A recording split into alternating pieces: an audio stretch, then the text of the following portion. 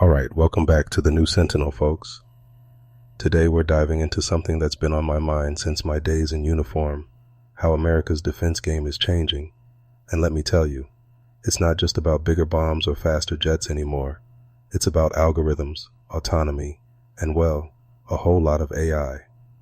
Major, Olga, Duke, y'all ready for this? You bet, Chuckwooka.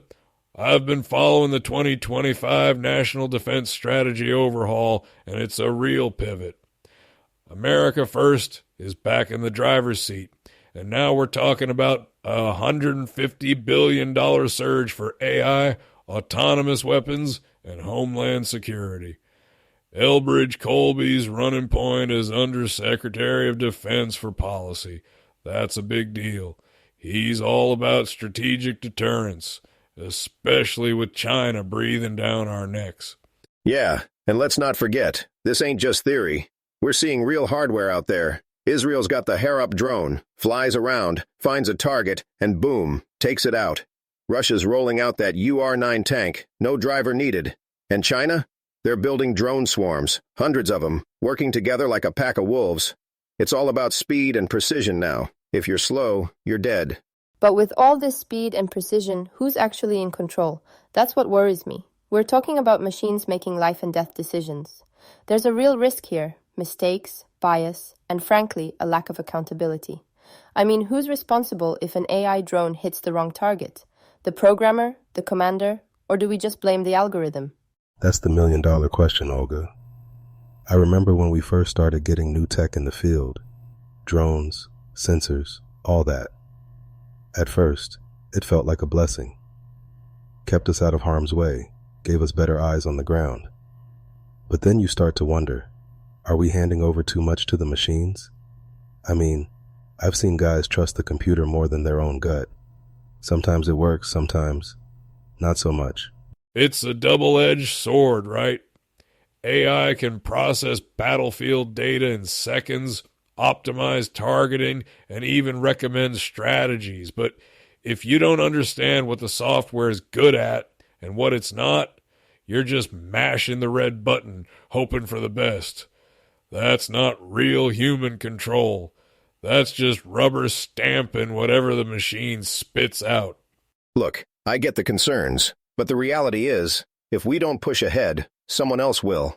China, Russia, they're not waiting for a debate. They're fielding this stuff now. We gotta keep up, or we're gonna get left behind. That's just the new battlefield, like it or not. But Duke, that's exactly why we need to slow down and ask the hard questions. Machines make mistakes, and when they do, it's not just a glitch, it's lives lost. We can't just say, well, the other side's doing it, so we have to. There has to be a line somewhere. Yeah, and I think that's where the debate is now. How much do we trust the tech, and when do we pull back? It's not just about having the best gear. It's about knowing when to use it and when to question it. All right, let's keep rolling, because this tech race isn't just about gadgets. It's about global power plays too. So, speaking of power plays, let's talk about the Panama Canal. Folks, this isn't just a waterway, it's a global choke point. More than 70% of the ships passing through are tied to the US, but China's right behind us. Now, with Trump's push to reclaim the canal, we're seeing a real tug-of-war over who controls the world's busiest intersections. That's right. The canal's always been about more than just trade. It's about military and economic leverage. If you control the canal, you can deny access to rivals, disrupt global shipping, and flex your muscles. But it's risky. Start playing hardball in Panama, and you might see retaliation elsewhere. It's a classic Cold War move, but with new players and higher stakes. And let's not forget the human side. When great powers fight over choke points, it's often the local communities who pay the price: disrupted economies, environmental damage, and sometimes even military intervention. We saw this with the Suez Canal, and now the same dynamics are playing out in Panama.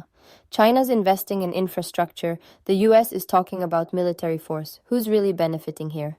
Olga, I hear you, but from a security standpoint, we can't just let China buy up every port and shipping lane in our backyard. They're not building bases, yet, but they're locking down trade routes, and that's a threat.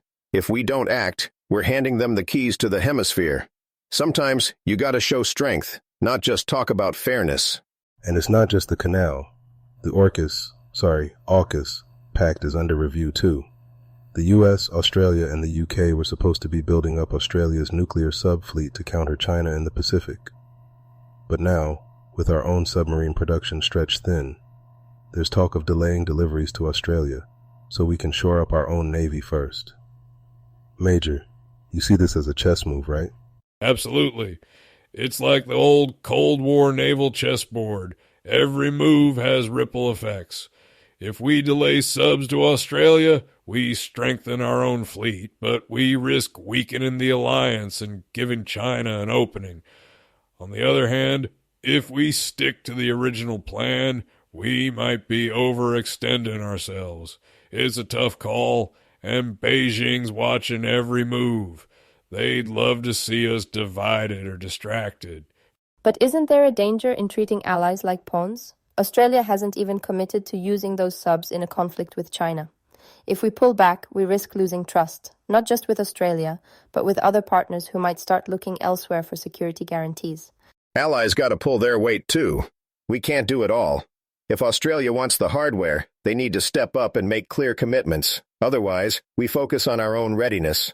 That's America first, plain and simple. It's a balancing act, no doubt. And as we've seen in past episodes, like when we talked about Ukraine or the digital trade wars, these global rivalries are all connected. What happens in Panama or the Pacific doesn't stay there. It shapes the whole security landscape. All right, let's bring it home and talk about what all this means for security, surveillance, and the law right here in the States.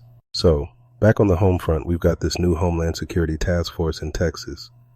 The FBI, Customs, IC, they're all teaming up to go after cartels, traffickers, and terror groups. And they're not just using old school methods.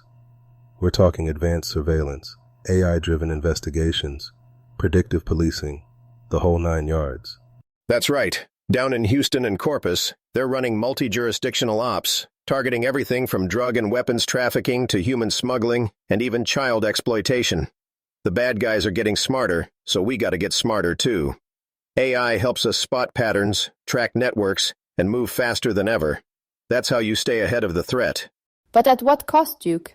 Expanded surveillance and predictive policing raise serious constitutional questions. The Fourth Amendment is supposed to protect us from unreasonable searches. If AI is flagging people based on patterns or predictions, where's the due process? In Europe, we've seen predictive policing lead to discrimination and wrongful targeting, especially against minorities and migrants. Are we repeating those mistakes here? It's a real concern, Olga. The legal gray zones are multiplying. Who's accountable if an autonomous system makes a bad call? And with the executive branch centralizing so much power, like we saw with the NDS overhaul, Congress and the courts are playing catch-up. We could see some big constitutional showdowns over surveillance, spending, and even things like birthright citizenship.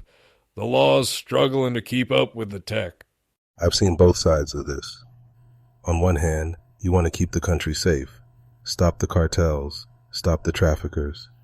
But you can't just trample on people's rights in the process. It's a tough balance. And honestly, I don't think we've figured it out yet. The tech's moving faster than the law, and that's dangerous territory. Look, if you're not breaking the law, you got nothing to worry about. But I get it. There's gotta be oversight. We can't let the machines run wild. But we also can't tie our own hands behind our backs while the enemy's using every tool they got. That's why we need transparency and real safeguards. Otherwise, we risk sliding into a surveillance state where everyone's a suspect and the most vulnerable pay the highest price. We have to learn from what's happening globally and make sure our pursuit of security doesn't come at the expense of our freedoms. Couldn't agree more. The future of defense isn't just about who's got the best tech. It's about who can use it wisely, within the bounds of the law, and with respect for the people it's supposed to protect. That's the real challenge ahead. All right, that's going to do it for today's episode. We've covered a lot. AI on the battlefield, global power plays, and the tricky balance between security and liberty here at home. This story's far from over, so we'll be back to dig even deeper next time. Major, Olga, Duke, Always a pleasure. Y'all take care. And to our listeners, stay sharp out there. Thanks, Chukwuka. Good talk, everyone. Catch y'all next time. Thank you, everyone. Stay safe and remember, freedom and security must go hand in hand. Until next time. Roger that. Stay vigilant, folks. Out.